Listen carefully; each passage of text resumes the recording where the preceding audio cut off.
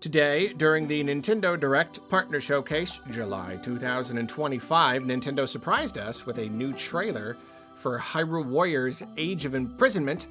And yeah, I already said it in my discussion video, but I am surprised. I am just surprised. I know that it is being made in collaboration with a third-party developer, but it's still a first-party Nintendo game, really. It's about Zelda. Nintendo is making it. It's gonna be exclusive. So I don't know. I'm like, I really would not have expected to see it at a partner showcase, but there you go. We got it. It was nice. I already really liked the whole presentation, but that was kind of the cherry on top. But of course, go watch my whole discussion video for the whole presentation if you like, as well as my commentary reaction video. That's probably up by now too. But I want to talk about this new trailer, and honestly, there isn't like a whole ton to talk about, like the trailer itself. I mean, you know, I'm gonna go through kind of slow and pick up some little tiny tidbits here and there and just kind of mention them. Mainly, what I want to talk about is what it reveals at the end. And it's like, it's so big that I almost feel like this is a spoiler, but I guess it's not, because like they just revealed it here, so that means it's probably going to be in future marketing material as well. So I guess I'm gonna talk about it, but like, it's huge. It's such a big thing, and it was just, oh man. Okay, no, but yeah, we'll talk about that in a bit. First, we're gonna start out, and I will start by saying, disappointing to not get a release date. Weird to not get a release date. Why, at this point, it's so late in the year. Why are you even giving us a trailer if you're not going to give us a release date? You keep insisting it's coming this year, but whatever. I guess I already go on about that plenty in the discussion video. Okay, so that's the actual first thing. But now on to the next first thing I want to say is, like, as always, I was really disappointed with Tears of the Kingdom story. I really do have problems with it. And so that has definitely kind of dampened my enthusiasm for this game versus the original, the original Hyrule Warriors Age of Calamity. That I was really excited about, to play a prequel to Breath of the Wild. But then for anyone who played it, you find out it's kind of not really a prequel to Breath of the Wild. It's kind of its own weird thing. So going into this, I once again don't know if that's going to be the case. So that, I don't know. This game has the potential to help fix the story of Tears of the Kingdom by maybe filling in some details and making it feel a little bit less just bare bones. That's one. I mean, I have a lot of problems with it. And of course, I don't want to go into it all today, but that is one of the problems, is that it's just so like plain and generic and kind of nothing. And I don't know. So I don't really know if this is gonna fix that, or if it's gonna be another weird kind of side alternate thing. I'm not really sure. But I think that there is at least some part of me that feels that this trailer is resonating with that part, at least somewhat. You know, I do still really like Zelda. I still like the universe. There is still something kind of exciting about the idea of exploring these characters a little bit more. We didn't really get to explore the sages very much at all in Tears of the Kingdom. And yet, like, the idea of these super awesome, you know, a super cool, like, Goron warrior and a Gerudo warrior with, like, cool armor, like, that is rad. And that was the disappointing thing about Tears of the Kingdom, is I wanted to like these characters more. I wanted to have more to them at all, but they were just so like distant and like nothing. So yeah, I'm watching this trailer, and there is that part of me that's like, you know what, this is kind of cool. It is possible that they may tell us some cool stories about these. I mean, we get to explore them as characters at all, and that is cool. I'm seeing a lot of visuals here, a lot of Zelda-related visuals, and yeah, at least on some level, that is exciting. There's a little part of me that's getting a little stirred up. You know, my interest is stirring a little bit. And also, this trailer does a pretty okay job of showing off some elements that are unique to Tears of the Kingdom and how those may be implemented in this game. Because up until now, I haven't really, like, thought about it much. You know, for the most part, Breath of the Wild, Age of Calamity was all of the elements and characters and things from Breath of the Wild, but in Hyrule Warriors form. But now they're showing like, hey, but this is from Tears of the Kingdom. So there's a little quick shot of a Gleeok, and I'm like, now suddenly I'm like, how do you fight a Gleeok in a Warriors game, you know? All the other enemies from Breath of the Wild, or at least most of them, you could translate pretty easily over to Age of Calamity, but like Gleeoks, they fly way up in the air, and you really have to use all of Link's abilities and floating up and using your bow and stuff. So yeah, I don't really know. I'm curious to see how you fight it in this format. And then similarly, it shows one of the characters, the bird sage guy, grabbing onto a Zonai device, the one that like shoots fire, like grabbing it and like spraying it. And that's really cool. And it is very possible that is going to just be a move that he has. We don't necessarily know that you're going to be able to utilize all these different Zonai device, you know, like can you find one and pick it up and use it? I really don't know, but even if it is just a part of the moveset, even just flavor-wise, that is still cool. I didn't think about that. Zonai devices. We have Zonai devices, so they can be implemented into these movesets and into the gameplay in cool ways. So yeah, it's cool. It's another thing I hadn't considered. And I do have to imagine that Ultra Hand is gonna come into play in some way. I don't know precisely how, but you know, in Age of Calamity, everybody could use the different runes, and they integrated that into the gameplay really, really clever ways. It really was a very high quality experience. They really did give a lot of thought to all of this, so I imagine it'll probably be the same way with the Ultra Hand. What else? There's really not a whole lot more, but we did get a little glimpse here, and I want to say we did in the original trailer too. It shows a little part where like Zelda and the other characters are like kind of like a walking kind of sequence. So you know, in Age of Calamity, I really all the levels were just levels. You drop into the level and you're immediately running off and fighting stuff. But it seems that in here there's going to be some sort of more like slower paced story sequences where you're just kind of like walking and talking. And I don't know if it's going to go beyond that or if it really is just going to be like, you know, they walk and talk and then the fight breaks out.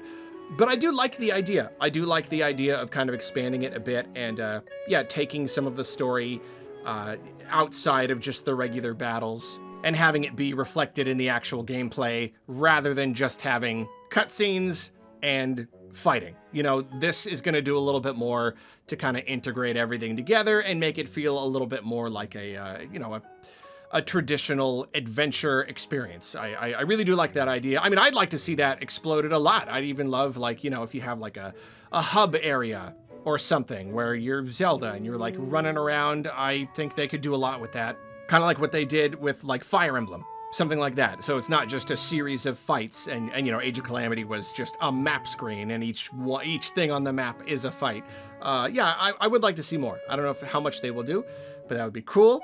What else? The logo. I know we've had the logo for a while, but that weird, the weird Ganon-y kind of thing on the logo. That's weird. Yeah, I don't know. I wonder what that is. That's gonna be some kind of weird Ganon incarnation we get to fight, I guess. But it looks strange. It's laughing. It's creepy. I like it. Okay, so let's talk about it. I mean, I guess this is kind of okay. It's a spoiler for Tears of the Kingdom. If you haven't finished Tears of the Kingdom, because I do want to bring, I could go without mentioning this, but I feel like it's really important to this idea. So I am going to mention it. So if any of you haven't beaten Tears of the Kingdom, it's been a couple years, you should probably get on that. But if you haven't played all the way through the story, I am about to say a thing about it. Not this exact second, but it is coming. Okay. At the end, it shows a construct. You know, throughout Tears of the Kingdom, you got these robots. It shows a construct coming together. They're like building a construct. And the music that is playing, what is that song? I recognize that song. Where is that from? It's Fi's theme. You know, the annoying character from Skyward Sword, the spirit, the essence of the Master Sword itself. It shows a construct coming together it plays Fi's theme, and right at the end, it even plays the little like sound that you hear when Fi comes in and out of the Master Sword.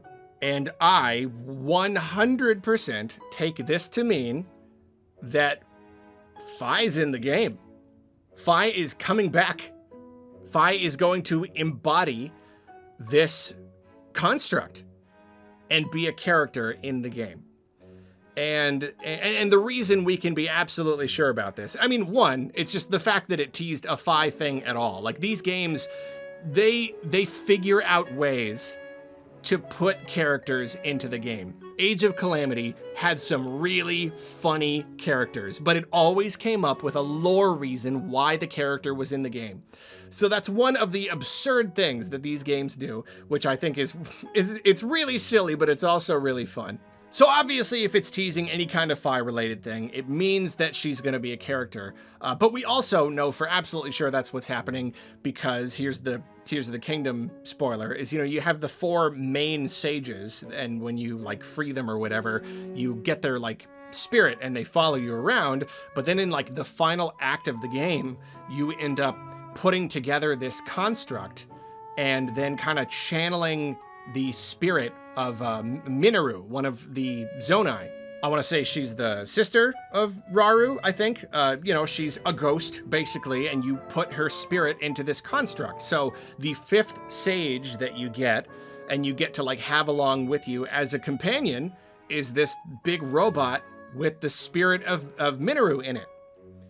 So, like, obviously, that's what's happening here. And Fi was referenced at the end. I guess this is a spoiler for Breath of the Wild. Fi was referenced at the end of Breath of the Wild. Zelda mentions something about hearing the voice in the Master Sword. Definitely a reference to Fi. So like, it's kind of like, it's funny. I wonder if they did that on purpose, thinking that they might want, maybe they already had the seed of this idea, that maybe they would want to bring her back in some way, and that's why they acknowledged her at all. I did always wonder why they wanted to do that, because in most other ways, these games want to ignore the greater canon, the greater timeline. Not gonna go on that rant right now. So yeah, I don't know how long they've been planning this, or if that's why they did it, or what, but it is coming to fruition. They are bringing back Fi. We are going to be able to play as a robot with the spirit of Fi in it, in Hyrule Warriors Age of Imprisonment. Which, I mean, I do have a bit of a love-hate relationship with Fi. She really did very nearly ruin Skyward Sword. I mean, she kind of did, honestly. Like, I liked, you know, I'm not going to go on the whole thing, but I liked the game the first time I played it, and then subsequent playthroughs, I could not stand it. She stops your progress, and she just halts you and tells you stuff and chimes at you constantly. It's legitimately hard to even have fun playing the game. But then they fixed it in the HD version, which was great. They made her a lot more tolerable. So like, sure, there's one part of me that sees Fi as like the super duper annoying hand-holdy, just like, she just represented what was wrong with Nintendo at that time. But at the same time, of course I have affection for her, especially that first playthrough. She's the very spirit, the embodiment, the personification of the Master Sword itself. It's really, really cool, and like, naturally, if she comes back, it's a great lore opportunity. How's it been sleeping in the Master Sword? Have you been, because it sounded like she was just gonna sleep, but if Zelda heard the voice, has she been kind of like cognizant this whole time? Is she gonna give us like little hints about like how long it's been?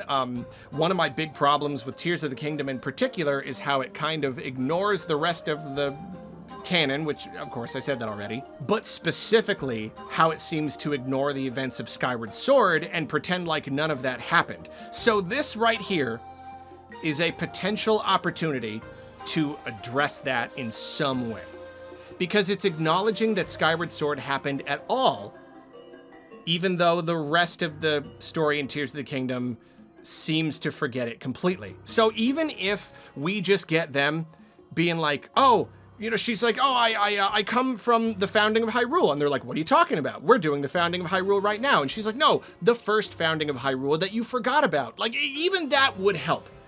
That would definitely help me Like, just acknowledge that there was an initial founding and a whole entire history of Hyrule that got, like, more or less buried. And the whole thing was just kind of done over again in Breath of the Wild and Tears of the Kingdom. I don't know. It would help resolve that, at least to a degree, I think. But I don't know. Maybe we won't get that. Maybe it's just fan service. It probably is. I mean, it's a Hyrule Warriors game. It probably is, just because they are digging deep to try to figure out how to get people to be able to play as certain characters. I'm waiting for the reason why we play as Link. There's no reason that we would get to play as Link, but I'm sure they're going to come up with some way. I mean, okay, well, here's another thing. This happened. My moderator, Sharp Edge, asked me if I ever got the completion bonus for completing all the shrines in Tears of the Kingdom. And I said no, and he said you get a costume with some weird lore implications, so I did it on stream. I looked it up, and again, I suppose you could consider this as spoilers, sure, but when you do all the shrines, you get a costume that's called, like, the Legendary Hero. And when I hear the Legendary, like the original hero who fought to imprison Ganon, and when I hear that, I think the original hero from pre-Skyward Sword. The one that Link reincarnated from, the actual original hero. I always imagined that was a Hylian, but the costume that you get is a Zonai. It's a Zonai, and it's got the jewel on the forehead, and its hair is like Ganondorf hair color, which is even more confusing. But it's hard for me to believe that that means the original hero was a Zonai, because Zonai seem to be more or less a new thing in the whole Breath of the Wild, Tears of the Kingdom canon. I know it's all confusing, and it probably barely even matters, and Nintendo probably doesn't know anyway. But at the same time, that could be their in.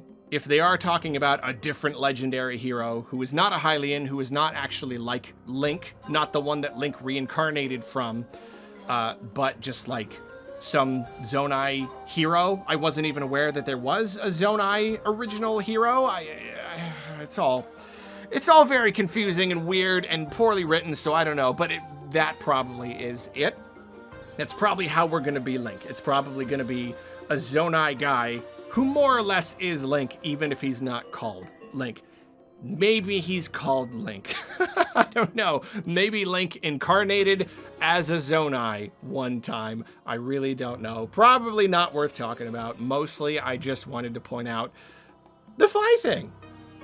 Fi's coming back. I know she was in, the original Hyrule Warriors, not Age of Calamity, but, like, that game wasn't canon. It was basically a fan fiction where all the different Links and Zeldas and characters came through all the dimensions to join together. It was Zelda Timeline Avengers, which was cool, but I did not consider that canon at all. So to me, this is the first time that Fi is actually really coming back after all these years. And here it's representing the far reaches of the timeline. Skyward Sword is the absolute beginning, and then Breath of the Wild and Tears of the Kingdom seem to be some sort of future that's so far in the future they even forgot that the originals existed, which is completely contradictory because there's so much lore in Breath of the Wild that directly references the events from... All right, that's enough. That's enough. Trying to make sense of the Zelda timeline. Fi's coming back. We're going to be able to play as Fi in Hyrule Warriors Age of Imprisonment. And that's really cool. And she's going to be a big robot. That's neat. Fi was always just like little spirit person. She can never like help you fight. But now she's going to be like, Master, there is a 99.9% chance I'm going to stomp all these people to death. I'm going to punch this moblin right in the face. So that was cool, and that was another thing that made the experience of the Partner Direct even more fun. I was pleasantly surprised to get a trailer for this game, and then that on top of it. What a reveal. Oh man, I had goosebumps. So good. So good. That was fun. That was fun. That kind of fun doesn't happen every day. I like that.